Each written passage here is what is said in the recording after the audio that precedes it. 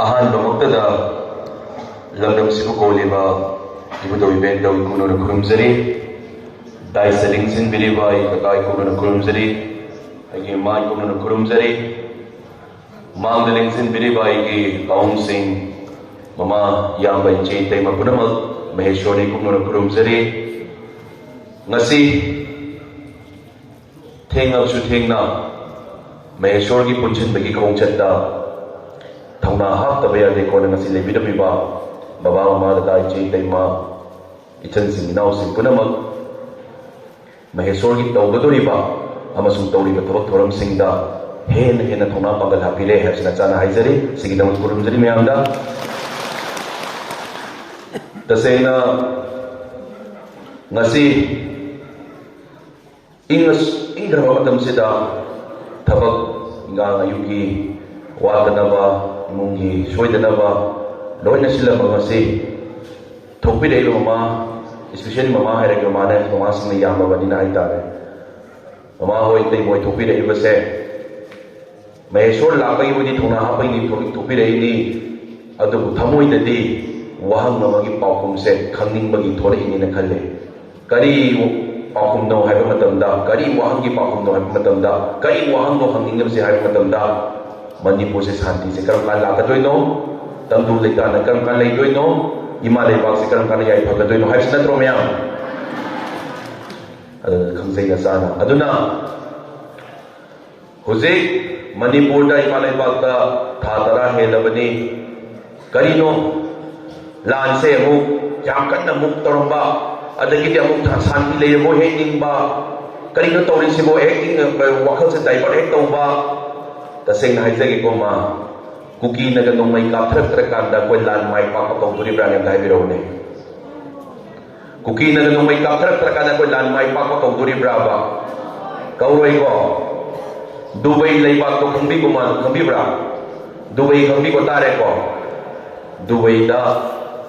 yellow mi lagi se subna tagi chama da 10 to 15% kaptane chama da tara to tram na ay tare Atay laiba sansa laiba singse mapanagi chakchak pangatani haibadi India dagi Pakistan dagi Bangladesh dagi changpan hayam bane aduna chamada humdrama marfu ne belai se yellow mina kya no masai haise yotara tutrama adu ke dore mapanagi changjan pa singse ma yellow mi 10 to 15 tara tutrama laiba singsida hangalaga yingba ngamdeba ki na chatle ba makoida yellow mi singse yam ling na laiba Mapandagi changsa lakpan yang iyama basingduna yellow mi sutta ki tara tara da hanggang nang yengpa nang ngamde usita ba hobang ngamde ba ma karigino tayo biraw ne karigino ma lamdam tu da yellow mi singdugi chak chaba mapumpana constitutional power act laibagi na tro mayam adu se ako'y Manipur da huzik iraicha ako yellow mi singsida adu ki matikuan na laiba se Mapung pana ko di constitutional power act se laita bagi na tro ay kinong da kay sagi ko yam like na ngasi kasi na meeting ni kay nate microphone sinari city na chala badang badata kiroi dra hay bagi sinna kulaya mani na khala si ko mayam taseng na sana pamsa bani mai cha pai cha hamin na raga kari no khana ba sori ba mayam se khana raga kut na na raga semdo o na ba mayam kay do sige hay bata na balak cha bani sa ni Aduna ay wari yung tanisa ke pata yung se pata se ay minda lay maheshwar thong naw sang minda lay pata se kayem dakalay kay full right ni ay full authority ni ay full power ne ba sida ka dore to ma ko no pam sang se le ba dameshwar ay mating kra pam biyo ay talagsage ay yang ware nang yung sila matam kra talagsage ay na layo na to ba lay thong singay na ay fast force ka hangi nang layro nang layraga nang na ay to mating pangari nang yan hay o pare hay sida ke dore to ba se sahi ama layre adi layre ahum layre mari layre adui matum da nong madi ay yung ki makhada ay yung mystery no wari siya na ba matam sida ay yung man palle ba sida to madna par kundara aga kayo dame sor nang ay yung ne tang hari kay kino ay koy yung ne hayo ay so passport lay se sahi mani su jala bani nang atong da yung ne hay ba yabra ay koy pulak ki yung ne hayo nang atong da ni hay kumay hay no na ay wanda wazaw nang zale ba Gyan tabi ko ma. Ato taragati, mangol sauro ba yan ba? Kaligino,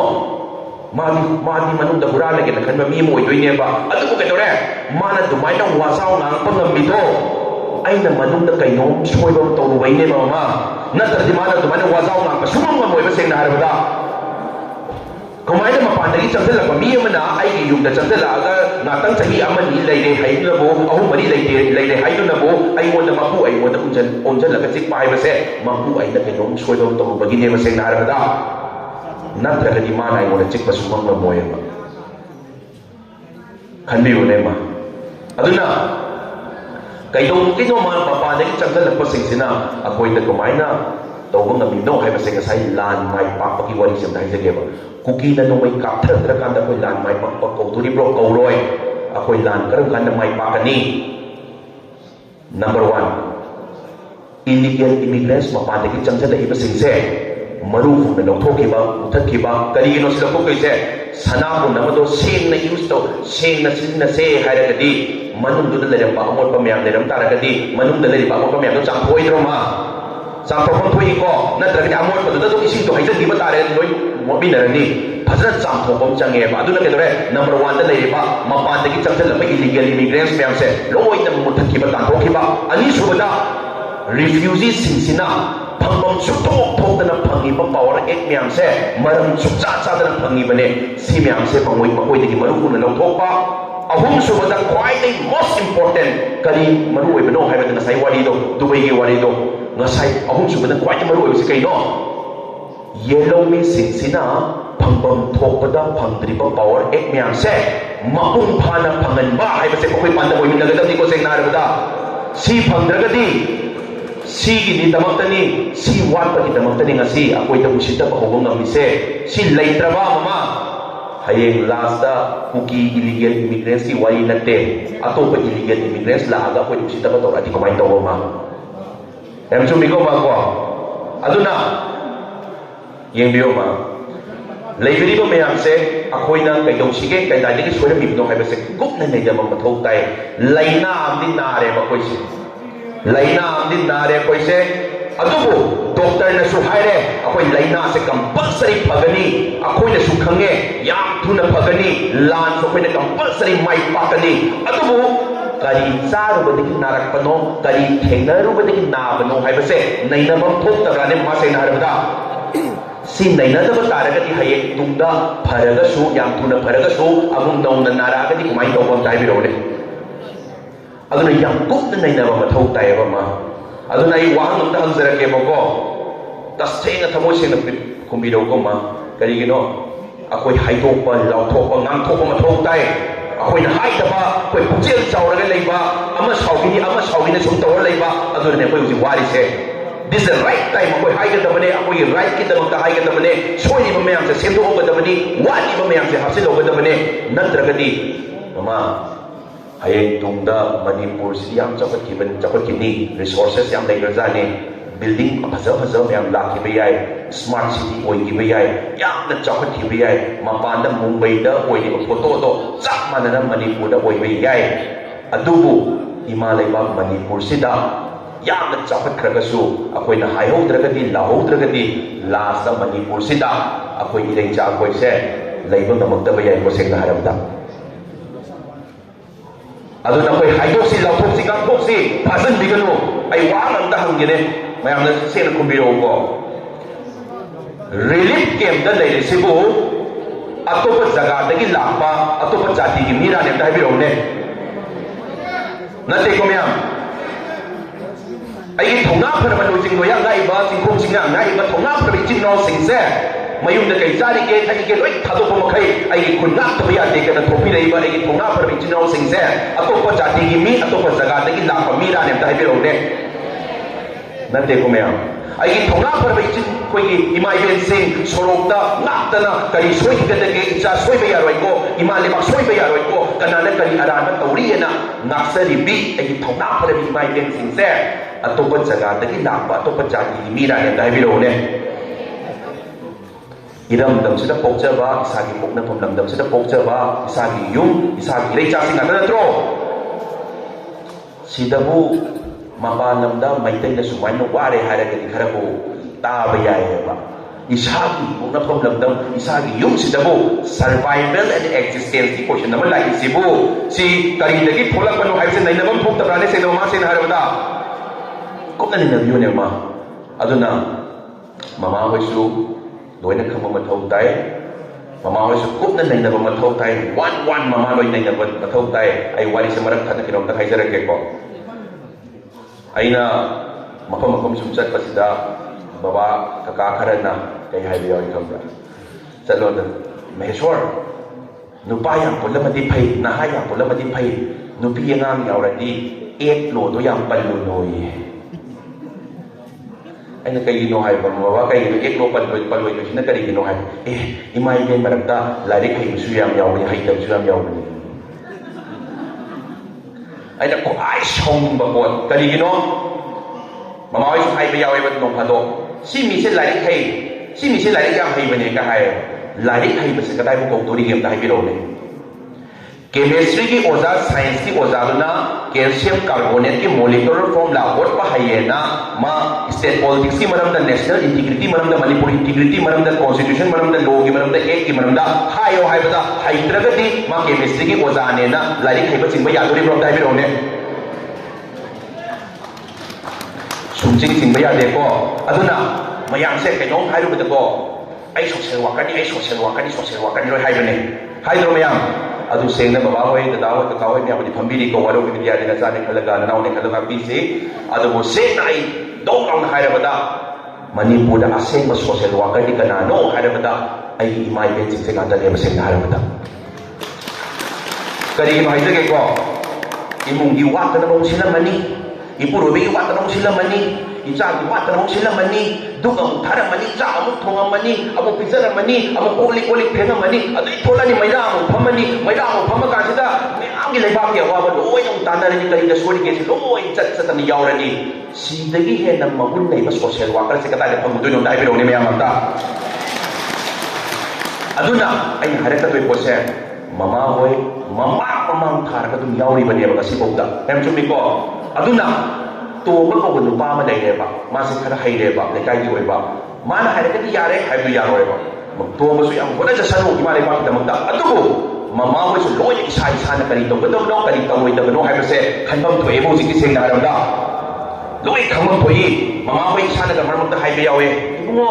ako ji lari khai je te da ka hai ro ako ji lari yang tam tre da ka hai adu hai bi da no ma mama hoy lari am phasana hai ba sa ne ba mama hoy line sida sigi line sida society din na bagi line sida mama yak ti hai ba sa ne ba kari no maya thok na sida mi ga pun na adagi di komai adjustment tong na ba amaga program sin na ba tong ni ba mayam se mama hoy ki line da lari phasana hai ba aduna huzik kari sori ba no kari sori mi no hai ba se mama hoy su kup na khang da ba mathau tai khang ba mathau tai anything thola ba matam da aba mama hoy su face to ba ngam da ba hai tai aduna nahan ka dikito we mayang lang jing doi dai se makham ti kaw re koi chahi udra ma gi ahan gi matak oi toi ne aina ek ki sum maram da khara sori ba map se maram da pan basda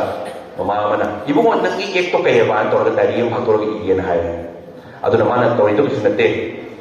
pro sa pasida mana khangin bagi irin na tro adumaina ma su khangin ne adumaina so mamai ay nakakaning ba yan nakakaning ba mamahoy si kanano mamahoy si magun yak tay grabsa nito everything mamahoy isa-isa ki decision so long ba nang ganda pa ni hai bito ni ko sa rahay jari sa na ay wanita sa raabda in so isi nga ni gani panda suspension operation sign tong nawi agreement se uki kulai pai ba kangku ga sign tong nagi ba se handa ki irai chamu than na ba wanda bada manipur mu than na ba wanda bada achawa role laure aduna miyang punamak na lauri su lokthok piro uki kulai pai ba kangku sign tong nari ba su se lokthok piro na mipum praja ko ni mo laudro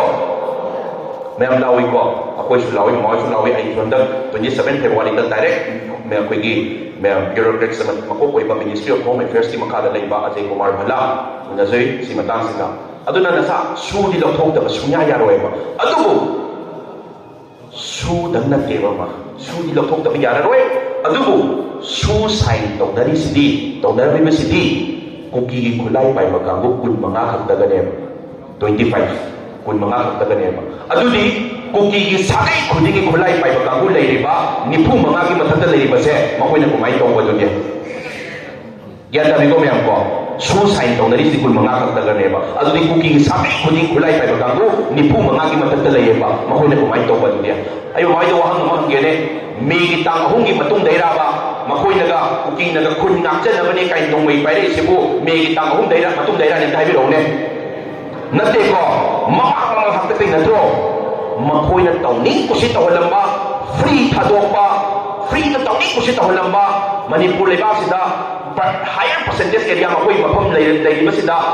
tawning kusi tawalamba koi leba se tawning kusi tawalamba se free thadokpa da makta ne si bidom tari se asi maram maram da kinom ta khaisara kina sana heri titari chipten si ai wai se tum haisai ma dum ai kai no explain to jara ke ma ni khang basu yara mani ba wai khalam khalam mani explain to jara ke ko heri titari chipten si hai se Mizoram de shlo thokre Tripura de shlo thokre Nagaland de shlo thokre atopa country Myanmar de shlo thokre gyanda bi ko si lo thokre kamaina democracy chakpa India gomba mada heri titari championship se chalami no ba heri titari championship se kari no hai ba se dasa hai jara ke ko ai kuki gi chip ne ba hai ba ding tho khula pa mo ding tho ko idana ma khang bi ra mani khangi ko adada ai ding tho ba ne ba ai khula pa ding tho ne ai ding tho ai to ba chau sai cha no ba we chau ba na i cha no ba na tra na mu ding tho wai ga da bani nang prasada hang bai da ka lekte aduga any issue la ko matam da prasada hang bai da ka lekte akoi tawni kusi taw ga da bani aduga Village Authority Act 1956 ko wang chulai bani na yung kun da ba ta ga di kun na ma ne ba ma gyanda bi ko yung kun le ba kun na ma ne ba adu ek to na hari se adu to misuse tore ha ra kanda makoina naronda atopa country de changchalo me ma changchalo sida yung kun surabra sudri suhalo kun mami ma tholo na ko gi su khulai pai ba ka mo to changchalo sida yung kun surabra sudri suhalo na ko gi su kun mami tholo adu khulai pai ba ka mo to ha ra kanda ngasi bok tau tu na dai ne ba ma gyanda bi ko ma ko aduna 1916 huzik atumai tawning kusi taw da ma ai khudam no bizara ke 1969 ne singarang na han diwari ni 1969 ki gazette ta chorcham buda khun gyan le mi khambra ma chani marpu tu thoi le ram le ba ngarang han diwari pui tri ko 1969 se apui ba matam na tri 1969 da ki gazette ta chorcham buda khun se chani marpu ni thoi le ram le ba adubo hauzik 2023 ki Ministry of Panchayati Raj tholakpada khun kya le mi khamram chocha modam ma chani pan ni phu ni thoi 842 kya hingalame changma mu ko hingalame ma dumaina kangpo pi da su changma ki mathak technopol da su chani chahum ki mathak abnormal growth of villages se atu ki patik hingatre kari gi no makoi tawning kusi tawlak ba na hai tare tawning kusi tawlak ba khun seni ba semba sagai bai ba lai khogok pa extortion tawba tawning kusi free da tawla mi se aduna ke dore akoi kusi akoi di cham cham na bukchel chawra ke lai ro ne ma koi na me tang ho ai be wani me tang ho mama da ki ne makoi na manipur tu bai da ba tawri se ai na ya da ba thabak sing do tawra bani na tawdro bani na moi ki kulai bai ba sing du ki moi nu bi do bo le pa ka la me sing na na aduna siguma mayam se ma chatharam ne aduna ana sana khalle kumaina heri tri championship se manipur da kuki ta ba saka sing sida tawni kusi kumai ta holino adu su democracy chat pa leiba india ko bangda kumai ta holim ni na nasana thigacha ba matam da di ai gi thing teng ka bu ai gi an sing kharaga thigacha ba matam da di ke dore har matam da ngasi da di chahi yang khai tare mamda ek ama pasal ne asi family sida sahi yang kai tare chu dam sumyam yarong ini da yawi ko myam ngasi dagi sahi yang kai tare amang da ek ama pastor me ba kari ek no 1967 da kai ek pastor me Manipur Hill Areas Acquisition of the Chip Rights Act 1967 na amuka swai tare ke Manipur Hill Areas Acquisition of the Chip Rights Act 1967 ek ama pastor me adugi ek to sahi yang kai tare amang da pastor kre ba adu Manipur da housing phongda mahung phana chadan riba ma sen harabda adugi ek to mapung phana chadana ba taragadi nasai gi hereditary chieftainship se lokhokhraga kuki gi chief ningthau sing sina tawning kusi tawri base tawba yara moi ba ma se na harada adu taragadi ꯀꯩꯗꯧꯕꯒꯤꯅꯣ ꯁꯤꯒꯤ action ꯆꯍꯤ 50 ꯃꯃꯥꯡꯗ pass ꯇꯧꯈ꯭ꯔꯒ ꯃꯅꯤꯄꯨꯔꯗ ꯍꯧꯖꯤꯛ ꯃꯄꯨꯡ ꯐꯥꯅ ꯆꯠꯅꯗ꯭ꯔꯤꯕꯁꯦ ꯀꯔꯤꯒꯤꯅꯣ ꯍꯥꯏꯕꯁꯦ ꯅꯆꯥ ꯍꯥꯏꯖꯔꯛꯀꯦꯀꯣ ꯃꯔꯛ ꯈꯤꯇꯪ ꯊꯠꯂ ꯋꯥꯔꯧꯕꯤꯕ ꯌꯥꯗꯦ ꯅꯆꯥꯁꯦ ꯊꯥ 10ꯁꯦ ꯔꯤꯂꯤꯐ ꯏꯔꯥꯡ ꯊꯣꯛꯑꯦ ꯑꯗꯨꯒꯤ ꯃꯇꯨꯡꯗ ꯔꯤꯂꯤꯐ ꯀꯦꯝꯞꯇ ꯔꯥꯎꯟ ꯆꯠꯄꯁꯤꯗ ꯔꯤꯂꯤꯐ ꯀꯦꯝꯞꯇ ꯆꯠꯄꯁꯤ ꯄꯨꯛꯆꯦꯜ ꯆꯥꯎꯕ ꯃꯌꯥꯝ ꯑꯃ ꯌꯦꯡꯆꯥ ꯃꯌꯥꯝ ꯂꯥꯛꯄꯤꯔꯦ ꯑꯗꯒꯤ ꯂꯩꯕꯤꯔꯤꯕ ꯑꯩꯈꯣꯏꯒꯤ ꯊꯧꯅꯥ ꯐꯔꯕ ꯏꯆꯤꯟ ꯏꯅꯥꯎ ꯃꯌꯥꯝꯅ ꯂꯣꯏꯁꯤꯟ ꯂꯣꯏꯌꯥ ꯉꯥꯛꯇꯅ ꯇꯧꯔꯦ ꯑꯗꯣ ꯃꯇꯝꯗꯨꯗ ꯗꯦꯜꯂꯤꯗꯒꯤ ꯐꯣꯟ ꯇꯧꯔꯛꯑꯒ ꯃꯐꯝ ꯖꯒꯥꯗꯒꯤ ꯐꯣꯟ ꯇꯧꯔꯛꯑꯒ ꯃꯍꯦꯁꯁꯤꯗꯤ ꯌꯥꯗ꯭ꯔꯦꯍꯦ ꯑꯩꯈꯣꯏꯁꯤ ꯌꯥꯝ ꯂꯥꯟꯅ ꯎꯗꯣꯔꯦꯅ ꯍꯥꯏꯕꯒꯤ ꯇꯥꯏꯃꯤꯡꯗꯨꯗ ꯅꯆꯥꯅ ꯂꯥꯟꯃꯤ ꯑꯃ ꯑꯣꯏꯅ ꯗꯦꯜꯂꯤꯗ ꯆꯠꯈꯤꯕꯅꯦ ꯑꯩ ꯁꯤꯗ ꯃꯌꯥꯝ ꯉꯥꯛꯆꯍꯧꯔꯁꯅꯨ ꯑꯩꯒꯤ ꯂꯥꯏꯟ ꯑꯃ ꯁꯣꯝꯗ ꯆꯠꯆꯔꯒꯦ ꯑꯩꯅ ꯉꯝꯕ ꯂꯥꯏꯟꯗꯨꯗ ꯍꯥꯏꯇꯥꯔꯦ ꯑꯗꯨ ꯆꯠꯆꯈꯤꯕꯅꯦ ꯑꯗꯨꯅ ꯃꯇꯝꯗꯨꯗ ꯅꯦꯠꯁꯨ ꯐꯪꯗꯕ ꯑꯗꯨꯅ ꯃꯃꯥ ꯑꯩꯒꯤ ꯅꯝꯕꯔꯁꯦ ꯁꯟꯗꯣꯛꯄꯤꯔꯒ ꯍꯥꯏꯕꯗꯤ ꯁꯣꯝꯗ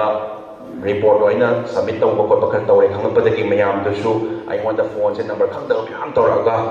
ꯑꯩꯉꯣꯟꯗ ꯋꯥꯔꯤꯁꯦ ꯂꯦꯞꯇꯅ ꯍꯥꯏꯇꯥꯔꯦ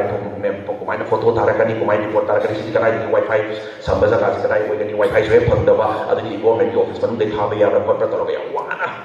ꯇꯧꯈꯤ ꯍꯥꯏꯇꯥꯔꯦ ꯑꯗꯨꯅ ꯀꯣꯛꯁꯦ ꯊꯥ 10ꯁꯦ ꯃꯥ ꯁꯤꯒꯤ ꯋꯥꯔꯤꯁꯤꯗꯅꯦꯕ ꯑꯩꯅ ꯆꯪꯉꯤꯁꯦ ꯑꯇꯣꯞꯄ ꯀꯔꯤꯝ ꯅꯩꯅꯗ꯭ꯔꯦ ꯍꯥꯏꯇꯥꯔꯦ ꯀꯣꯛꯁꯤꯗ ꯇꯁꯦꯡꯅ ꯍꯥꯏꯔꯕꯗ ꯏꯆꯥꯅꯨꯄꯤꯐꯧꯗ ꯃꯔꯛ ꯃꯔꯛꯇ ꯏꯆꯥꯅꯨꯄꯤꯗ ꯃꯇꯝ ꯄꯤꯕ ꯀꯔꯤꯝ ꯁꯪꯗ꯭ꯔꯦ ꯁꯤꯁꯦꯡꯅ ꯑꯗꯨꯅ ꯑꯗꯨꯝ ꯁꯣꯝ ꯀꯣꯛꯇ ꯂꯩ ꯑꯗꯨꯅ ꯑꯩꯅ ꯉꯁꯤ ꯋꯥꯔꯧꯕꯤꯒꯅꯨ ꯍꯥꯏꯁꯤ ꯀꯩꯒꯤꯅꯣ ꯍꯥꯏꯕ ꯃꯇꯝꯗ ꯅꯆꯥꯒꯤ ꯑꯣꯏꯅꯗꯤ ꯃꯅꯤꯄꯨꯔꯗ ꯀꯃꯥꯏꯅ ꯁꯣꯏꯔꯛꯏꯕꯅꯣ ꯀꯔꯤ ꯁꯣꯏꯔꯤꯕꯅꯣꯁꯤ ꯁꯨꯝ ꯊꯤꯖꯤꯟꯖꯔꯨꯔꯕꯅꯤ나 ꯁꯛ ꯃꯥꯏ ꯌꯦꯡꯕꯩ ꯊꯕꯛꯇꯤ ꯇꯣꯛꯑꯅꯤ ꯑꯩꯗꯤ ꯁꯦꯡꯅ ꯍꯥꯏꯔꯕꯅꯤꯀꯣ ꯑꯩꯁꯦ ꯁꯛ ꯃꯥꯏ ꯌꯦꯡꯕꯩ ꯊꯕꯛꯇꯤ ꯇꯣꯛꯑꯅꯤ ꯃꯃꯥꯡꯗ ꯈꯪꯅꯕ ꯂꯩꯔꯝꯒꯦꯔꯥ ꯍꯧꯖꯤꯛ ꯈꯪꯅꯕ ꯑꯣꯏꯒꯦꯔꯥ ꯑꯗꯨ ꯈꯪꯅꯕ ꯑꯣꯏꯒꯦꯔꯥ ꯗꯔꯀꯥꯔ ꯀꯔꯤꯝ ꯇꯥꯗꯦꯅ ꯑꯩ ꯁꯛ ꯃꯥꯏ ꯌꯦꯡꯕꯩ ꯊꯕꯛꯇꯤ ꯇꯣꯛꯑꯅꯤ ꯑꯗꯨꯅ ꯅꯆꯥ ꯍꯥꯏꯖꯒꯦꯀꯣ ꯀꯔꯤ ꯇꯧꯕꯒꯤꯅꯣ ꯃꯃꯥꯡ ꯆꯍꯤ 53 ꯃꯃꯥꯡꯗ ꯄꯥꯁ ꯇꯧꯈꯤꯕ ꯑꯦꯛꯁꯦ ꯍꯧꯖꯤꯛꯐꯥꯎ ꯃꯄꯨꯡ ꯐꯥꯅ ꯆꯠꯅꯗ꯭ꯔꯤꯕꯁꯤ ꯀꯔꯤꯒꯤꯅꯣ ꯍꯥꯏꯕꯁꯦ ꯅꯆꯥ ꯍꯥꯏꯖꯒꯦ ꯃꯔꯝ ꯀꯔꯤꯒꯤꯅꯣ ꯑꯗꯨꯒꯤ ꯑꯦꯛꯇꯨꯅ ꯃꯄꯨꯡ ꯐꯥꯅ ꯆꯠꯅꯔꯝꯃꯒꯗꯤ ꯑꯗꯨꯒꯤ ꯀꯥꯡꯕꯨꯗꯣ ꯚꯣꯠ ꯐꯪꯉꯔꯣꯏ ꯑꯗꯨꯒꯤ ꯀꯥꯡꯕꯨꯗꯣ ꯚꯣꯠ ꯐꯪꯉꯔꯣꯏ ꯑꯗꯨꯒꯤ ꯀꯥꯡꯕꯨꯗꯣ ꯚꯣꯠ ꯐꯪꯉꯔꯣꯏ ꯃꯈꯣꯏꯒꯤꯁꯨ MLA ꯃꯌꯥꯝ ꯂꯩꯕꯅꯤꯅ ꯃꯣꯏ MLA ꯁꯤꯡꯗꯨꯅ ꯑꯩ CM ꯑꯣꯏꯅꯕ ꯍꯣꯠꯅꯕꯗ ꯑꯩ ꯃꯤꯅꯤꯁꯇꯔ ꯑꯣꯏꯅꯕ ꯍꯣꯠꯅꯕꯗ ꯃꯄꯨꯡ ꯐꯥꯅ ꯁꯄꯣꯔꯠ ꯇꯧꯔꯣꯏ ꯍꯥꯏꯕꯒꯤ ꯅꯠꯇ꯭ꯔꯣ ꯃꯌꯥꯝ ꯁꯦꯡꯅ ꯍꯥꯏꯔꯕꯗ ꯑꯗꯨꯒꯤ ꯄꯣꯠꯁꯤꯗꯅꯦꯕ ꯏꯁꯥꯒꯤ ꯔꯥꯖꯅꯤꯇꯤ ꯗꯣꯟ ꯑꯗꯨ ꯑꯗꯥ ꯃꯌꯥꯝꯁꯦ ꯔꯥꯖꯅꯤꯇꯤ ꯗꯣꯟꯁꯦ ꯑꯦꯅꯤ ꯌꯥꯎꯅꯤꯡ ꯌꯥꯎꯁꯅꯨ ꯔꯥꯖꯅꯤꯇꯤ ꯗꯣꯟ ꯑꯗꯨ ꯑꯗꯥ ꯎꯅꯕ ꯌꯦꯡꯅꯕ ꯃꯇꯝ ꯅꯠꯇꯦ ꯁꯤꯗꯤ ꯍꯧꯖꯤꯛ ꯏꯁꯥꯒꯤ ꯐꯨꯔꯨꯞ ꯂꯩꯇ꯭ꯔꯒꯕꯨ ꯏꯁꯥꯒꯤ ꯌꯦꯅꯧ ꯃꯤꯁꯤꯡꯁꯤꯒꯤ ꯇꯧꯔꯤꯕ ꯋꯥꯔꯤꯕ ꯃꯌꯥꯝꯁꯦ ꯑꯗꯨ ꯍꯥꯟꯅ ꯈꯟꯗ꯭ꯔꯒ ꯀꯔꯤ ꯔꯥꯖꯅꯤꯇꯤ ꯗꯣꯟꯅꯣ ꯀꯔꯤ ꯑꯗꯨ ꯑꯗꯥꯅꯣ ꯑꯗꯨꯅ ꯇꯁꯦꯡꯅ ꯃꯃꯥ ꯅꯆꯥꯅ ꯎꯖꯕ ꯈꯔ ꯂꯩꯕꯗꯨꯅꯤꯀꯣ ꯅꯆꯥꯅ ꯍꯥꯏꯖꯔꯤꯁꯦ ꯑꯗꯨꯅ ꯁꯤ ꯂꯩꯔꯦ ꯃꯄꯥꯟꯗꯒꯤ ꯆꯪꯁꯤꯜꯂꯛꯄꯁꯤꯡꯁꯤꯅ ꯌꯥꯝ ꯋꯥꯖꯥꯎ ꯉꯥꯡ ꯀꯔꯤ ꯃꯐꯝ ꯀꯜꯂꯝꯗꯅ ꯀꯔꯤ ꯑꯍꯥꯡꯕꯗ ꯐꯤꯂꯤꯡꯗ ꯕ꯭ꯂꯦꯡ ꯇꯧꯔꯝꯗꯅ ꯃꯣꯏꯅ ꯌꯥꯝꯅ ꯋꯥ ꯆꯥꯎꯅ ꯉꯥꯡꯉꯝꯃꯤꯅꯣ ꯍꯥꯏꯕꯁꯦ ꯑꯩ ꯃꯔꯝ ꯑꯃꯁꯨ ꯍꯥꯏꯖꯔꯛꯀꯦ 1947ꯗ ꯚꯥꯔꯠ ꯅꯤꯡꯇꯝꯃꯦ 49ꯗ ꯃꯅꯤꯄꯨꯔꯁꯦ ꯚꯥꯔꯠꯇ ꯃꯔꯁ ꯇꯧꯈ꯭ꯔꯦ 1951ꯗ ꯚꯥꯔꯠꯀꯤ ꯁꯪꯕꯤꯙꯥꯟ ꯊꯣꯛꯂꯛꯑꯦ ꯁꯪꯕꯤꯙꯥꯟ ꯊꯣꯛꯂꯛꯄꯁꯤꯗ ꯃꯌꯥꯝ ꯈꯪꯕꯤꯀꯣ ST ꯀꯣꯇꯥ ꯍꯥꯏꯕꯗꯨ ꯈꯪꯕꯤꯕ ꯅꯠꯇ꯭रो ꯃꯌꯥꯝ ꯈꯪꯉꯤꯀꯣ ꯃꯌꯥꯝ ꯑꯗꯨꯗ ꯀꯩꯗꯧꯔꯦ ꯀꯣꯟꯁꯇꯤꯇ꯭ꯌꯨꯁꯟꯁꯤꯗ ST ꯆꯟꯕ ꯌꯥꯔꯤꯁꯦ ꯀꯥꯡꯕꯨ 3 ꯊꯣꯛꯂꯛꯑꯦꯕ ꯀꯥꯡꯕꯨ 3 ꯊꯣꯛꯂꯛꯄꯁꯤꯗ ꯀꯅꯥ ꯊꯣꯛꯂꯛꯑꯦ ꯑꯦꯅꯤ ꯀꯨꯀꯤ ꯇ꯭ꯔꯥꯏꯕ ꯍꯥꯏꯕ ꯑꯃꯒ ꯑꯦꯅꯤ ꯂꯨꯁꯥꯏ ꯇ꯭ꯔꯥꯏꯕ ꯍꯥꯏꯕ ꯑꯃꯒ ꯑꯦꯅꯤ ꯅꯥꯒꯥ ꯇ꯭ꯔꯥꯏꯕ ꯑꯃꯒ ꯊꯣꯛꯂꯛꯑꯦ ꯅꯥꯒꯥ ꯏꯆꯤꯟ ꯏꯅꯥꯎꯁꯤꯡꯗꯨꯅ ꯃꯈꯣꯏꯅ ST ꯐꯪꯖꯕꯅꯤ ꯃꯈꯣꯏꯗꯤ ꯃꯔꯝ ꯆꯥꯏ ꯃꯈꯣꯏ ꯁꯥꯏ ꯑꯃ ꯊꯝꯕꯤꯈ꯭ꯔꯣ ꯑꯗꯨꯕꯨ ꯊꯣꯛꯂꯛꯏꯕ ꯑꯦꯅꯤ ꯀꯨꯀꯤ ꯇ꯭ꯔꯥꯏꯕ ꯑꯃꯒ ꯑꯦꯅꯤ ꯂꯨꯁꯥꯏ ꯇ꯭ꯔꯥꯏꯕ ꯑꯃꯒ ꯊꯣꯛꯂꯛꯄꯁꯦ ꯃꯇꯝꯗꯨꯗ ꯂꯨꯁꯥꯏ ꯍꯥꯏꯕꯁꯨ ꯂꯩꯇꯦ ꯑꯦꯅꯤ ꯀꯨꯀꯤ ꯍꯥꯏꯕꯒ ꯂꯨꯁꯥꯏ ꯍꯥꯏꯕꯒꯁꯦ ꯆꯞ ꯃꯥꯟꯅꯩꯑꯕ ꯀꯃꯥꯏꯅ ꯇꯣꯉꯥꯟ ꯊꯣꯛꯂꯛꯏꯅꯣꯕ ꯑꯗꯨꯗꯤ ꯇꯣꯉꯥꯟ ꯊꯣꯛꯂꯛꯏꯁꯦ ꯀꯔꯤꯒꯤꯅꯣ ꯃꯇꯨꯡ ꯇꯥꯔꯛꯄꯗ ꯃꯤ ꯃꯌꯥꯝ ꯀꯧꯁꯟꯕ ꯌꯥꯅꯕ ꯅꯠꯇ꯭ꯔꯣ ꯃꯌꯥꯝ ꯁꯦꯡꯅ ꯍꯥꯏꯔꯕꯗ ꯁꯤꯃ ꯂꯩꯔꯦ ꯁꯤꯗꯒꯤ ꯑꯥꯐꯇꯔ 4 years ꯆꯍꯤ 4 ꯃꯇꯨꯡꯗ ꯑꯍꯨꯝꯁꯦ ꯒ꯭ꯌꯥꯟ ꯇꯥꯗ꯭रे ꯂꯣꯏꯅ ꯃꯆꯦꯠ ꯈꯥꯏꯗꯣꯔꯛꯑꯣ ꯑꯗꯨꯅ ꯀꯥꯀꯥ ꯀꯥꯂꯦꯀꯔ ꯀꯃꯤꯁꯟ ꯀꯧꯋꯦ ꯀꯥꯀꯥ ꯀꯥꯂꯦꯀꯔ ꯍꯥꯏꯁꯤ ꯃꯍꯥꯔꯥꯁꯇ꯭ꯔ ꯃꯆꯥꯅꯤ ꯃꯥꯅ ꯆꯤꯌꯔꯃꯦꯟ ꯑꯣꯏꯔꯀꯥꯟꯗ ꯃꯅꯤꯄꯨꯔꯗꯒꯤ ꯇ꯭ꯔꯥꯏꯕ 13 ꯂꯩꯔꯦꯅ ꯄ꯭ꯔꯁꯤꯗꯦꯟ ꯑꯣꯐ ꯏꯟꯗꯤꯌꯥꯁꯦ ꯊꯥꯒꯠꯈ꯭ꯔꯦ ꯃꯥꯅ ꯄ꯭ꯔꯁꯤꯗꯦꯟꯗꯨꯗꯤ ꯀꯔꯤꯝ ꯈꯪꯒꯗꯕ ꯅꯠꯇꯦꯀꯣ ꯃꯥꯅ ꯊꯥꯒꯠꯂꯤꯕ ꯄꯣꯠꯇꯣ ꯅꯠꯇ꯭ꯔꯥ ꯊꯣꯛꯂꯛꯇꯣꯏꯁꯦ ꯌꯥꯝ ꯅꯣꯛꯅꯤꯡꯕ ꯑꯃ ꯀꯩꯅꯣ ꯑꯃ ꯊꯥꯒꯠꯈꯤꯕꯅ 13 ꯊꯣꯛꯂꯛꯄꯗ ꯀꯌꯥ ꯊꯣꯛꯂꯛꯏ ꯈꯪꯕ꯭ꯔꯥ 19 ꯊꯣꯛꯂꯛꯑꯦꯕ 19ꯁꯤꯗ ꯑꯅꯤꯁꯦ ꯀꯩꯅꯣ ꯌꯦꯡꯕ ꯃꯇꯝꯗ ꯑꯦꯅꯤ ꯃꯤꯖꯣ ꯂꯨꯁꯥꯏ ꯇ꯭ꯔꯥꯏꯕ ꯍꯥꯏꯕ ꯑꯃꯒ ꯖꯧ ꯑꯃꯒ ꯍꯥꯞꯆꯤꯜꯂꯝꯃꯦꯕ ꯃꯇꯝꯗꯨꯗ ꯑꯦꯅꯤ ꯃꯤꯖꯣ ꯂꯨꯁꯥꯏ ꯇ꯭ꯔꯥꯏꯕ ꯍꯥꯏꯕꯁꯨ ꯂꯩꯇꯦ ꯖꯧ ꯍꯥꯏꯕꯁꯨ ꯂꯩꯇꯦꯕ ꯑꯗꯨ ꯍꯥꯞꯆꯤꯜꯂꯝꯃꯤꯅꯦꯕ ꯑꯃ ꯑꯗꯨꯗꯤ ꯉꯁꯥꯏ ꯀꯨꯀꯤꯒ ꯂꯨꯁꯥꯏꯒ ꯃꯥꯟꯅꯕ ꯄꯣꯠꯇꯨꯗ ꯇꯣꯈꯥꯏ खाइदोरꯛꯄ ꯍꯧꯖꯤꯛ 27 ꯂꯩꯖꯕꯗꯨꯗ ꯑꯅꯤ ꯍꯥꯞꯆꯤꯜꯂꯛꯄ ꯇꯧꯔꯤꯕ ꯃꯌꯥꯝꯁꯦ ꯔꯣꯕꯣꯠꯅꯒ ꯇꯧꯔꯤꯔꯥꯅꯦ ꯑꯝꯇ ꯍꯥꯏꯕꯤꯔꯛꯎꯅꯦ ꯅꯠꯇꯦꯀꯣ ꯃꯅꯨꯡꯗ ꯔꯥꯖꯅꯤꯇꯤ ꯁꯥꯟꯅꯔꯒ ꯃꯣꯅꯣꯄꯣꯂꯤ ꯁꯥꯟꯅꯔꯒ ꯇꯧꯔꯝꯃꯤꯕ ꯂꯥꯂꯣꯡ ꯅꯠꯇ꯭ꯔꯣ ꯁꯤ ꯄꯣꯠꯁꯦ ꯑꯩꯈꯣꯏꯅ ꯊꯤꯒꯠꯆ ꯃꯇꯝꯗ ꯀꯩꯗꯧꯔꯦ ꯃꯇꯝꯗꯨꯒꯤ ꯍꯣꯝ ꯁꯦꯀ꯭ꯔꯦꯇꯔꯤ ꯄꯥꯏꯔꯝꯕ ꯅꯨꯄꯥ ꯀꯨꯀꯤ ꯃꯆꯥꯅꯦ ꯇꯤ ꯀꯤꯞꯆꯦꯟ ꯍꯥꯏꯔꯤꯕꯁꯤꯅ ꯃꯦꯟ ꯔꯣꯜ ꯂꯧ ꯂꯩꯔꯝꯃꯦ ꯇꯤ ꯀꯤꯞꯆꯦꯟ ꯍꯥꯏꯁꯦ ꯑꯗꯩ ꯌꯥꯝ ꯉꯛꯆꯕ ꯑꯃ ꯍꯥꯏꯒꯦꯕꯀꯣ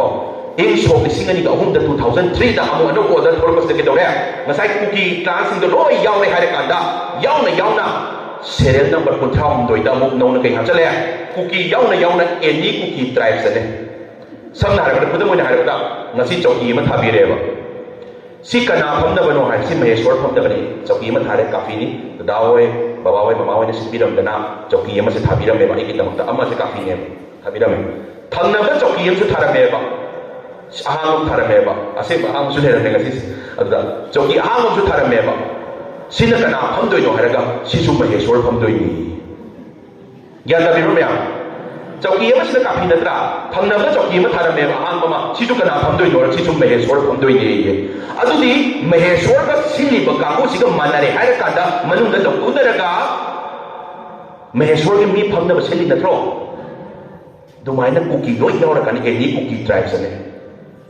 aduna ing so ni singa ni ga drama thoi da kai sare ma mi kok thi ba da loi na cookie ki population me am do atai me am pai te cookie thadau me am do loi yaw ra ka ngasai ki no na chauki tha ki ba any cookie tribes to lising kun ni pan ki ma thate ga lame aduna on record ni ko record nei tabadi naronda masik thimam da ni kalamani aduna kedore ma huji tor ni se samsalo kun le ko kun yare ko tore ko noi kun ngami thole ko adu nang kai oi ningi nasai ki mizo lu sai ta to ning bra jau oi ning bra adu oi ning bra noi an sa tai am to oi bi aroi noi di eni ku ki ta samsalo eni ku ki ta samsalo hare kanda naronda samsalo me am do lo nya ma pham pin da blame me am do blame to men le hare kanda bharat ki achaw subida do yellow min da phanga da subida do moi na loi phang le hare kanda nasibu lila sanara la bane ba aduna nasi akwai ki puksel chaw ni do akwai di cham na lei do aduna ma tori ba system yam sida na tema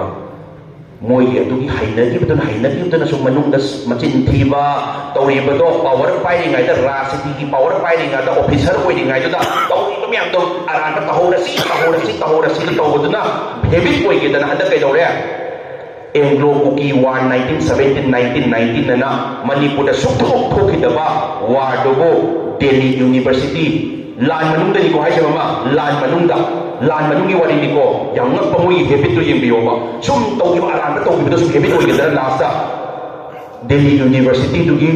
syllabus amada yang da power of university ni ko Delhi University hai se all India gi oina kambira ngani ma oina adugi university to gi syllabus to da Anglo Cookie War 1917-1919 do syllabus oina ha ke tor bine yone lan manung gi wari ni ko adu khangak badagi nasana che thare complaint thare nasali power yaw da mina ai che do mawalo bidre adi matung da pedore ministry manung da changa ai maming yaw da bida som site tagi social justice tagi women child development tagi rural development tagi ministry ko power power ministry ko timok tagi secretary do da che ta thajan badu da moi ji lep kre ba ai na tharu da hana ai power yaw da mawalo bida ba ta adu likun du khang bani na sak site tagi se do thare adu se huji se le ba so thing kre ngarang na han lan manung da le thing ri du su mama atai mapan gi wari da to Council ki directa class 12 ki directa some Cookie tribes migrated to the Manipur hills before the prehistoric time say haibdi Cookie singse Cookie khara chaitharo ko baba mamangda Cookie do leirami adu class 12 ki directa tamami mini adu su karam kanda nasana complaint tor kana sendo ini adu sur lan manungi wari Sigo mayam se moi hemen se yam lai ba da gi di fact akoi history se la ni san laga akoi man adu da akoi ni cham na phado ga pukchel chaw ra ma waro gi ni ichini naw na kawring ga lo choi ba ga adu na ma emudi kana ramdre adu bu shori se haise ki bana chana solution se ani thong le amana kai no ngak tan ba solution ama amana lisang sit solution nama permanent solution nama karena solution pa bige meam lisang sit pa pamdro lisang sit pa solution iba meam na pamise ado lisang sit pa se pami hai se wani ngas na nahan mamangin number 1 ngatan do panggara la pa mo ko wani se na ado na lisang sit pa solution se phang se har ga di political solution na tan upai lete ko ma politics na tan upai lete rajniti na tan upai lete mayam da rajniti har ka politics har ka kai khali vote ko ba ngayen ba ꯑꯗꯨꯒ ꯅꯨꯄꯥꯁꯤꯡ ꯂꯣꯏ ꯇꯧꯋꯦ ꯍꯥꯏꯕ ꯅꯠꯇꯦ ꯀꯀꯥꯗꯨꯗ ꯃꯌꯥꯝ ꯈꯪꯕꯤꯔꯤ ꯋꯥꯔꯧꯕꯤꯕ ꯌꯥꯗꯦ ꯅꯨꯄꯥꯁꯤꯡ ꯚꯣꯠꯀꯤ ꯅꯃꯥꯗ ꯄꯨꯟꯁꯤꯜꯂꯒ ꯌꯨ ꯊꯛꯃꯤꯟꯅꯕ ꯇꯧꯗ꯭ꯔꯣ ꯃꯌꯥꯝ ꯑꯗꯨ ꯅꯠꯇꯦꯕ ꯄꯣꯂꯤꯇꯤꯛꯁ ꯍꯥꯏꯔꯤꯁꯦ ꯄꯣꯂꯤꯑꯣ ꯄꯤꯊꯛꯄꯗꯒꯤ ꯍꯧꯔꯒ ꯑꯉꯥꯡ ꯆꯍꯤ ꯀꯌꯥꯅ ꯄꯣꯂꯤꯑꯣ ꯊꯛꯀꯗꯕꯅꯣꯁꯦ ꯁꯤꯗꯒꯤ ꯍꯧꯔꯒ ꯁꯤꯁꯨ ꯔꯥꯖꯅꯤꯇꯤꯅꯤ ꯄꯣꯂꯤꯇꯤꯛꯁꯅꯤ ꯁꯦꯟꯇ꯭ꯔꯦꯜ ꯐꯣꯔꯁꯦꯁꯇ ꯅꯣꯡꯃꯩ ꯀꯥꯞꯄꯛꯏ ꯀꯥꯞꯄꯛꯇꯦ ꯉꯥꯛꯏ ꯉꯥꯛꯇꯦ ꯇꯧꯅꯔꯤꯕꯁꯤꯁꯨ ꯔꯥꯖꯅꯤꯇꯤꯅꯤ ꯌꯦꯜꯂꯣꯃꯤꯁꯤꯡꯁꯤꯅ ꯐꯪꯐꯝ ꯊꯣꯛꯄꯗ ꯐꯪꯗ꯭ꯔꯤꯕꯁꯦ ꯄꯥꯋꯔ ꯑꯦꯛ ꯃꯌꯥꯝꯁꯦ ꯁꯤ ꯔꯥꯖꯅꯤꯇꯤꯒꯤ ꯑꯁꯣꯏꯕꯅꯤ ꯔꯤꯐ꯭ꯌꯨꯖꯤꯁꯤꯡꯁꯤꯗ ꯐꯪꯐꯝ ꯊꯣꯛꯇꯅ ꯐꯪꯉꯤꯕ ꯄꯥꯋꯔ ꯑꯦꯛ ꯃꯌꯥꯝꯁꯦ ꯁꯤ ꯔꯥꯖꯅꯤꯇꯤꯒꯤ ꯑꯁꯣꯏꯕꯅꯤ ꯄꯨꯝꯅꯃꯛ ꯔꯥꯖꯅꯤꯇꯤ ꯉꯥꯛꯇꯅꯤ aduna ra city politics natara semdokpa sungya yaroi ba si potse aduna mamang da su afaba ani hum yaurongani loina phatti haiba natte adudu afaba tim ma thau dai hausi sungare afaba ani hum yaurongani puruki khanba yelomi ki khanba manipur ki khanba yaurongani adudu afaba tim ma thau dai pulam phammi natadi yaroi football match su mai pak se hairagadi husi santosh trophy tawri football match ta mai pak se hairagadi ki tawre goal kausali ba midu su haiba mathau tai ngai ba midu su haiba mathau tai mai ai sanari ba midu su haiba mathau tai loi da haimi na ka da football se mai pak toi se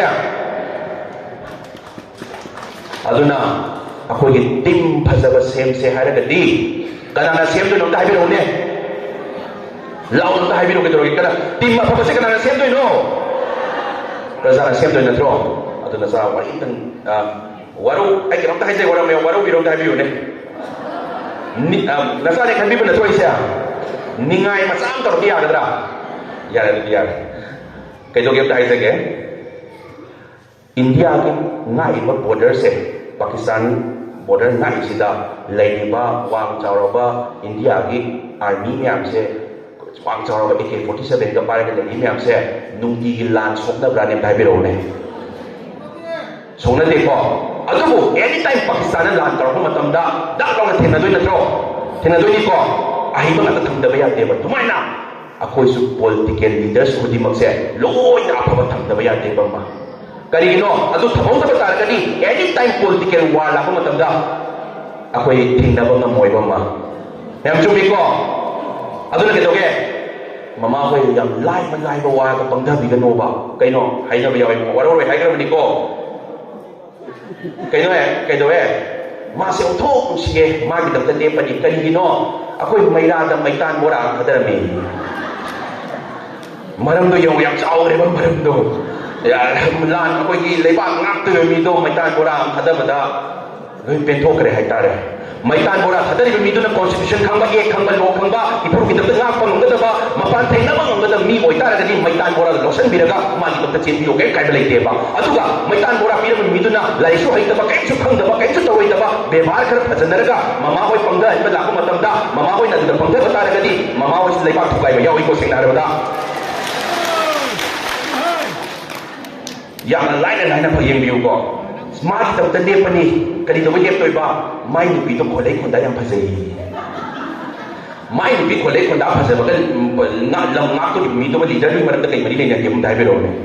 adu mai ni bi ta kai to ba si no na kup na mo hang da ru di ke do re mai ni bi do na lam bi da kwa bi da mi wa ma to jin pai ga hai ba do adu pai ru de ko pang pai de se na ha ro da maram sing bio ba yam chawe ba ko aduna ai amu sai jara ke yam cham ba gi wari mu si jara ke ko mai so ai thena gi ba ta ni thena da mon ta te na ai sing se thena gi wari ga ta ni MLA se MLA mami di pa jaroi ke da mai si ka dre mamang da karam mami ni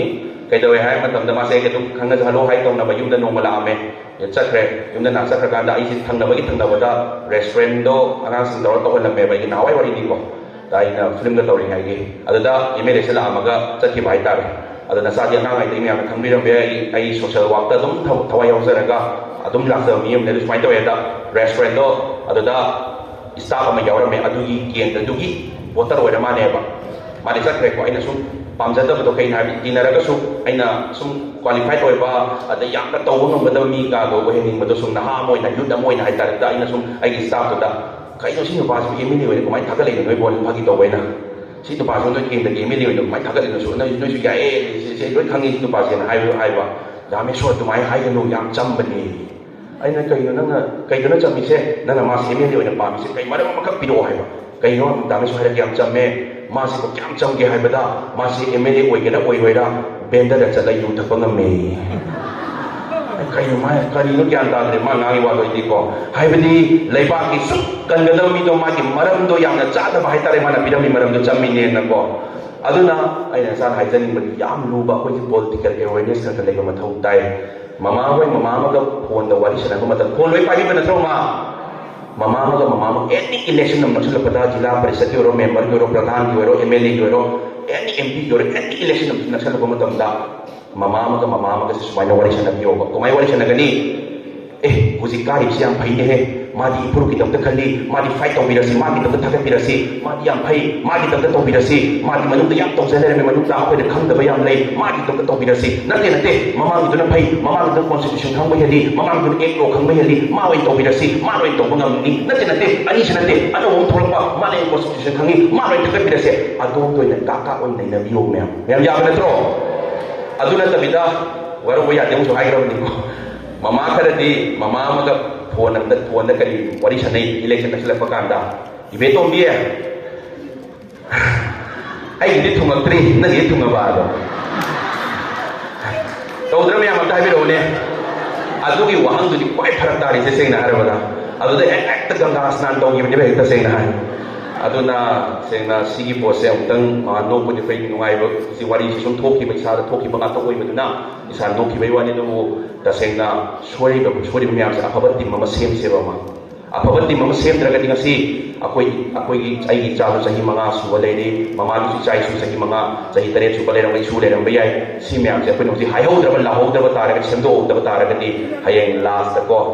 iram tam se le ba ngam da na ma pa nam da chakraga ai chanu pi na manipur ki photo ko la ga mobile da baba noi na kan lau iram di ko imalai ba se ne ko mam gadam ni ko harak tara ga de ko ke kum duri ga dai biro aduna this is the right time ko thengthadri la na ko compulsory mai pa ka ni mama hoi so ai hai jab do mama hoi lai lai su yam hai ya pa ta ne isa gi line da isa gi social activities ta ko gi phasara mamang thana lai ja pa ta ne aduna lai ba sing se mama hoi amana hai ta chagi decision do biyo aduna sima lai lai sina political awareness ki matang ni aduna huzi sansan gadau mayam lai camera ki number ni na mai ke noi tau zaroi ge lalong mayam na ya ni manungda lan compulsory ko na mai pa kani tau gadam na kari no tau gadam na kari no hai bese ko pau phasana phawra kani aduna ai Facebook ta so koi pun magi photo thagala kati kem kai ba lai de adubo Facebook ta ai na kai doi no ko na kai doi no hai sin na sa thaga charoi aduna mama hoi ga su baba hoi ga da hoi le biru myam siga kai dau sige hai ba do si tau si hai ba do phone da na tra kai mai na phone na ma long na ra ga akoi ga time to time update tong na se wayam ya ko myam ko aduna mayam di hai akoi mai tai se mon man di ka hai bi yaw dro myam hai dro myam adu bai ye chai ye bu su mai tai mok mon mana ba ni su da ba ni ko ya man na ram zani akoi pun da ba sida mana da hoi ningi ne ba se da hai ba da aduna kudam oi na hai ge wari ma hai ge mama hoi ai TV dum maram ta geng di bana tro nusi raga geng di bana tro adu ngasi direct uram ni na heng da hena nusi be hela mani mathang la ba di sak saw ro mai da ne ba se na adu na sin kudam oi na hai ja bani ko sina toina thengna raga di toina unara ga nusi na ba hele hai ja bani da hai ja bani adu yam toina unna ba thau tai yam to ai na sa toina lak sa ge adu mama hoi su toina por min ba thau tai mai ra ba ne bi ga no yam toina every day hai ta yam thabak chilaga su ma ta mo thing na biyo hai ba di asoi ba dai ba to ino me am se ama tang na khang ga loi sandok na ba kari tong si ke hai ba khana ma thau tai na sa lep tam thong thi ja ni ma pan da ai na pan yam la ani khange la su la i na sai ai ga kan hai bi ba ai na pan yam hai ni je any akoi na chatu bada kunchen be kong cha sida mai palak pa he na tor pa mayam sida adum yeng chen ba ma pan ki kuki singing nu sida koi manipur thugai ba ma singi lai ba mayam sina different propaganda sa thong na ba kodar pa adai ti ai ma pan na chang ba matam da su na sa na pai pam sa dab di kai no office sa che lang sa na masim su pam dre masa ko na dabi da che lang sa lang ba hai si show gi thabang ni chedi masa ai na che bi la ba hai si ma pa ni khang de pa roi khang de ma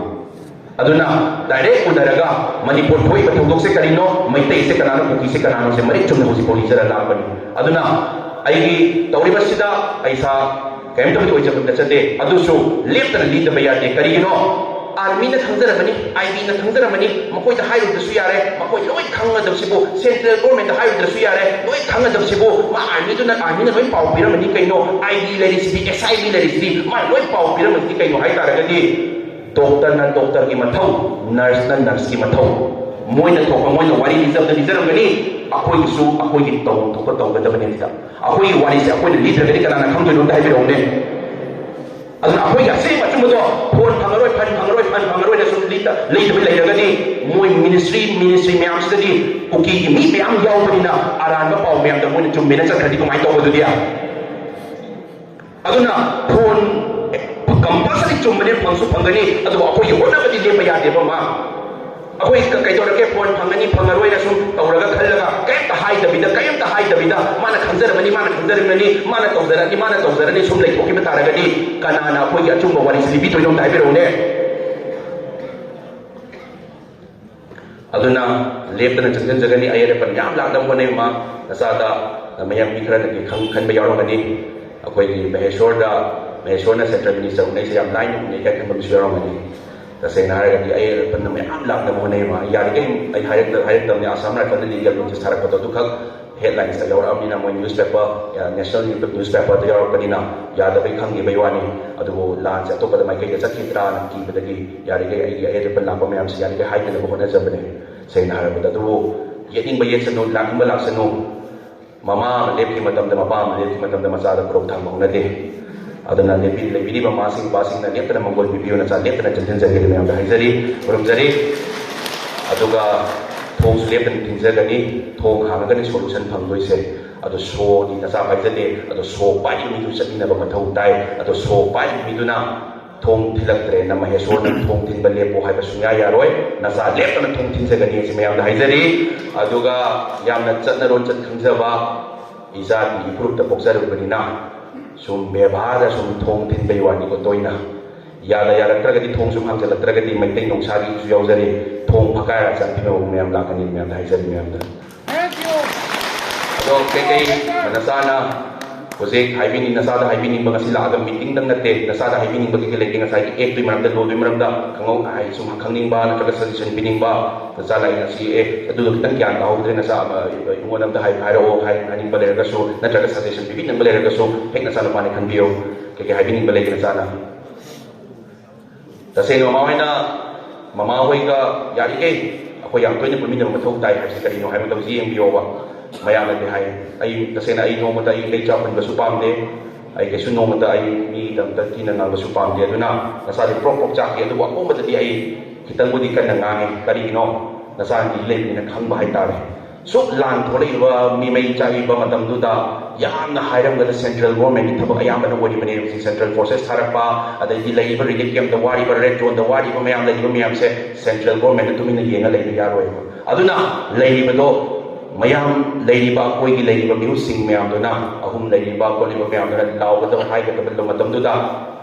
आई यम तलाम गाउजगे को हाइजगे को इमाइबेन सिंग तुम चाबम खंगद लेगे को इचिन now सिंग सीबा यावरी को मणिपुर काइ दोरे को हाइबा मतम लाउजगे हाइबा मतम दा मकोइ रास नि तोंदुगी मथक थोंबा सिंगदुना नंग नांगबा यारोय नंग लावबा यारोय नंग लावबा तारगदि अखोइ रास नि तोंदुगी याम चावबा ओइबनिना अतोपा स्टेट द इफेक्ट लाकनी अदुना नांगबा यारोय हाइबा मतम दा आई इमा सिंग तुम चाबम खंगद लेरिबा इमा लेबा मै चाइबा इचिन नाउ सिंग सीबा सीरिंगाइसिदा अगर नाम की हाइब याद्रगदी नंगी राशि तोन से नवालो की हरम कई काय सिने हाइजनी अदुगी पोदुने मा अदुना इ सेन हाइजगी नसाना सुम नहा होइजरग सो आइना दिल्ली की एटमॉस्फेयर सुम खंबरी नसा am हाइजगे को बिहार की पार्टी ओइसनो महाराष्ट्र की पार्टी ओइसनो दिल्ली की पार्टी ओइसनो वेस्ट बंगाल की पार्टी ओइसनो एनी पार्टी ओइसनो मा एनी पार्टी ओइसनो बा नोई पॉलिटिकल पार्टी ना अखोई नहारी बखोई येलो में सिसी खलक दबा तारगदी नखोई पॉलिटिकल पार्टी से मणिपुर द खोंदा हलोय को हाइ मतंदा मोय मकला की अद निवसिंग ना हारबता अदुई का सोले योसिनदा अदर सरेसिन सी ओइग्रे अदुना नसार पेन दबगी सुम हाइजब बने दुना याम कने कंप्लेंट तो सु पामदे करी नो कंप्लेंट तो सु पामदे हाइस नदी करी नो हाइ मतंदा आई अरोय मोइना वहाय हम त हाइजरम के असिदल वसलसे ममा लेसलसे हाइबदी टॉपिक सिगी ओइना करीनो हाइ मतंदा ममायना ज्ञान ताइन तक ताजन हाइबिरो को तारे high तारगदी mama hoi na tabagi sign up biro ai kanam ta huji wa ngangi na ngang de du tawi na ta taw de si tawra te nuai te mama ngi na mama ki suare huji ki suare tawre ta tawre mayam loi lau dra mayam nuai ta pen da phong tok tra phong dei ko mayam ko pen da dor prop cha na phong dei ba ngang tre du taw tre ta taw tre mayam phong dei ba adu mama dai khudam am tak piram ge khudam sida gyan tara ga ni tare hai bi sign up biro adu ga mama se atop ki phone pai de ba ai na keypad phone nam pi de ba keypad to na hawai ki Nokia ki tene to thong bi ba mayam thong ko adu keypad phone to mama da pi de ba ina phone ta pai de ko pi chal le ba adu nonga la ka ina mama yu da chat laga mama WhatsApp message tharak ta ba de WhatsApp video tharak ta ba de na hai de le mama da mama se yarak tre thole mo yung ki thongan da mama WhatsApp message tharak ta ba de WhatsApp video tharak ta ba de na thana am to khale ba moi me yung ma mama ni sum da ko ko le ba kari no ni ma na biram ba ne ko ki pet biram me adu WhatsApp message tharo hai se kai no WhatsApp video tharo hai se kai no na hai de le ba aina WhatsApp video pamam taragadi WhatsApp message pamam taragadi ki pet pi ta bida smartphone am biram moi dro adu kyan ta bira ta bira du da biro adu na akoina smartphone am biru mathok tai WhatsApp message thaningan hai ta aduna mama ne ke hambining ba dai bige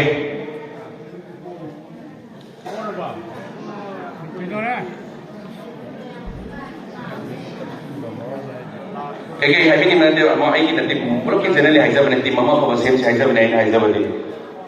Kaya happy ni boleh bigi ke? Lah saya main part dapat tahu ni mah tak kami nasi. Ada dalam tuan tak juga. Tesu kenole tesu tengah ni na Himalaya bag se yai peragat sumlai yai su yai peri. Kasuli tak apa ni mani putugai basong amoy. Aku compulsory. Mai pakani lan mai pakani mapuna isona. Aku Maitai nubi thongna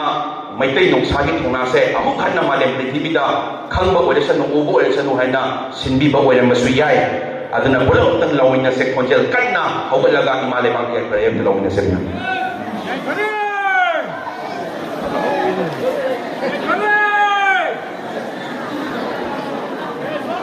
mayam kitan kanna lawina se baba hoi mama hoi kiche dada itai mamyam gi konjel akan baduna Maya sorry thongna ne pura ka chai ge aduna autak bulak na minasi imale banda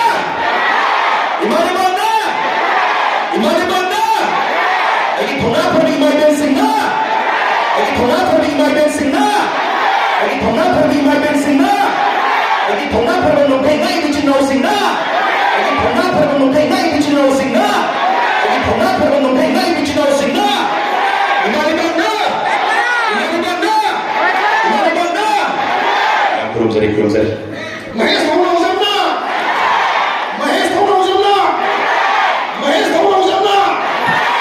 Puna maput thagat chai.